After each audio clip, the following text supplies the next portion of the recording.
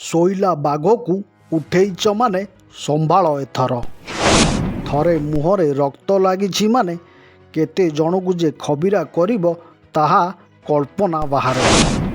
ମୁଁ କହୁନାହିଁ, ସାରା ବିଶ୍ୱ କହୁଛି, ଏବେ ବି ସମୟ ଅଛି ବାଘକୁ ଆୟତ୍ତ କରିବା ଶିଖ। ନଚେତ୍ ଶିକାରକୁ ପଛରୁ ନୁହେଁ ସାମ୍ନାରୁ ଝାମ୍ପ ମାରିବାର କୌଶଳ ଏ ବାଘକୁ ବେଶ୍ ଭଲ ଭାବରେ ଜଣା। ତ ଫ୍ରେଣ୍ଡ, ଆପଣମାନେ ଅନୁମାନ କରିପାରୁଥିବେ ଆମେ କାହା ବିଷୟରେ କହୁଛୁ।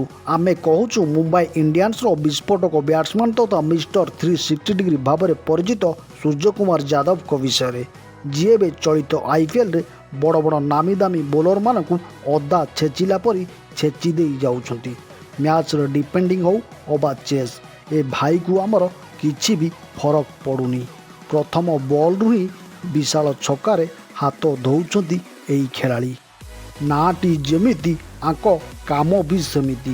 ବେଳା ଭଲ ତ ପ୍ରଥମରୁ ଆଉଟ୍ କରିଦେଇଛ ଭଲ କଥା, ନହେଲେ ବିପରୀତ ଟିମ୍ର ବୋଲରମାନଙ୍କୁ ଏମିତି ନିସ୍ତୁକ ମାଡ଼ ମାରୁଛନ୍ତି ଯେ ବିଚରା ବୋଲରଟି ହୁଏତ 4-5 ଦିନ କାଳ ଭଲସେ ନିଦ ହେଉନଥିବ।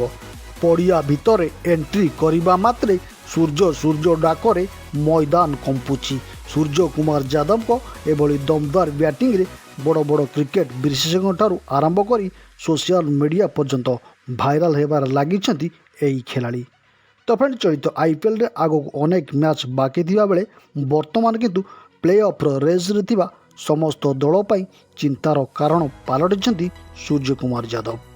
ଏଥିମଧ୍ୟରେ ସୂର୍ଯ୍ୟଙ୍କ ଏଭଳି ନିଆରା ଢାଞ୍ଚାର ବ୍ୟାଟିଂ ଶୈଳୀ ଚଳିତ ବର୍ଷ ନିଜର ଦଳ ତଥା ମୁମ୍ବାଇ ଇଣ୍ଡିଆନ୍ସକୁ ଚମ୍ପିଆନ କରାଇବାରେ କେତେଦୂର ସାମର୍ଥ୍ୟ ହୋଇପାରୁଛନ୍ତି ତାହା ଦେଖିବା ପାଇଁ ସମସ୍ତ କ୍ରିକେଟ ପ୍ରେମୀମାନଙ୍କ ନଜର ମଧ୍ୟ ରହିଛି।